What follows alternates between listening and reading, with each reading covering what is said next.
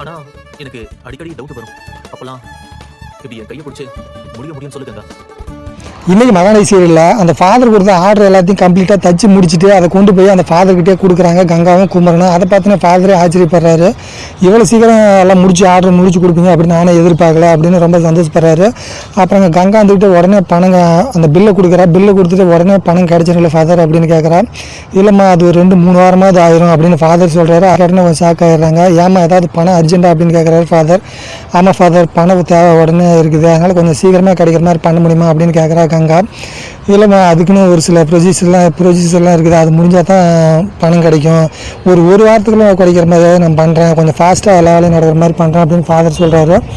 அதுக்காட்டுனே குமரன் கங்கா 2 பேரும் கொஞ்சம் அப்செட் ஆகிடுறாங்க. ஏன்னா யமுனாவோட ஃபீஸ் கட்டால் பணம் உடனே வேணும். அப்புறம் பார்த்தீங்கன்னா இவங்க பேசிகிட்டே இருக்கும்போது ஜோசப் அப்படின்னு ஒருத்தர் வந்து ஃபாதர்கிட்ட பேசுகிறாரு. அவர் பேசிகிட்டே இருக்கும்போது பார்த்தீங்கன்னா ஃபாதர் அவரோட ஆர்டரையும் வாங்கி கங்காவுக்கு கொடுக்குறாரு. ஏன்னா அவரோட கம்பெனியில் அந்த ஆனுவல் ஃபங்க்ஷன் வருது, அதுக்கு வந்து அந்த கம்பெனியில் வேலை செய்கிற தொழிலாளிகள் எல்லாத்துக்கும் ட்ரெஸ் கொடுக்கணும்.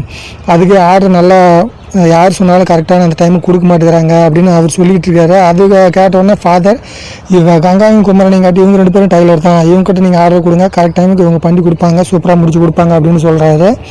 அப்புறம் அவரும் ஒத்துக்கிறாரு. 2 நாளில் எனக்கு 150 ட்ரெஸ் வந்து தச்சு கொடுக்கணும், உங்களால் முடியுமா அப்படின்னு அந்த ஜேம்ஸுங்கிறவரும் கேட்குறாரு. அதை கேட்டோன்னா குமரன் அப்படியே ஷாக் ஆகிறாரு. ஏன்னா 2 நாளில் 2 பேர் தான் இருக்கிறாங்க, 2 நாள் அவ்வளோ துணி தைக்க முடியாதுன்னு அவர் அமைதியாகிறாரு. ஆனால் கங்கா உடனே நாங்கள் முடிச்சு கொடுக்குறோம், நாங்கள் தச்சு கொடுக்குறோம் அப்படின்னு அந்த ஆர்டரை ஒத்துக்கிறா, வாங்கிக்கிறாங்க அந்த ஆர்டரையும்.